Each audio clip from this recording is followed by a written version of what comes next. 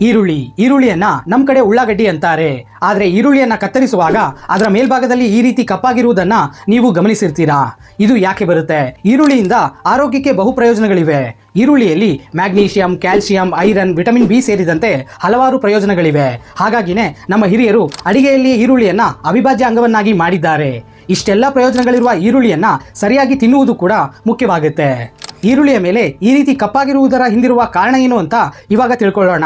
ಈರುಳ್ಳಿ ಒಂದು ಭೂಮಿ ಒಳಗಡೆ ಬೆಳೆಯುವ ತರಕಾರಿ. ಭೂಮಿ ಒಳಗಡೆ ಹಲವಾರು ಬ್ಯಾಕ್ಟೀರಿಯಾಗಳು, ಶಿಲೀಂಧ್ರಗಳು ಇರುತ್ತವೆ. ಈ ರೀತಿ ಕಪ್ಪಾಗಿರುವುದು ಕೂಡ ಒಂದು ಶಿಲೀಂಧ್ರ. ಅದರ ಹೆಸರು ಆಸ್ಪರ್ಜಿಲಸ್ ನೈಗರ್ ಅಂತ. ಇದು ಬೆಳೆದ ಈರುಳ್ಳಿಯನ್ನ ತೊಳೆಯದೆ ತಿನ್ನುವುದರಿಂದ ಚಿಕ್ಕ ಮಕ್ಕಳು, ವೃದ್ಧರು, ಹಾಗೆ ಆಸ್ತಮಾ ಕಾಯಿಲೆ ಇರುವವರು, ಹಾಗೆ ಕೆಲವು ಅಲರ್ಜಿಗಳು ಇರುವವರು ಇದನ್ನ ತಿನ್ನುವುದರಿಂದ ಶ್ವಾಸ ಸಂಬಂಧಿ, ಹೃದಯ ಸಂಬಂಧಿ ಹಾಗೂ ಡೈಜೆಸ್ಟಿವ್ ಸಂಬಂಧಿ ಕಾಯಿಲೆಗಳು ಬರುವಂತಹ ಚಾನ್ಸ್ ಇದೆ ಅಂತೆ. ಹಾಗಾಗಿ ಮುಂದಿನ ಸರಿ ನೀವು ಈರುಳ್ಳಿಯನ್ನ ತಿನ್ನುವಾಗ ಶುಚಿಯಾದ ನೀರಲ್ಲಿ ಶುಭ್ರವಾಗಿ ತೊಳೆದು ಆನಂತರ ಅದನ್ನು ಸೇವಿಸುವುದು ಉತ್ತಮ. ಈ ಒಂದು ಇನ್ಫಾರ್ಮೇಶನ್ ನಿಮಗೆ ವರ್ತಿ ಅನಿಸಿದ್ರೆ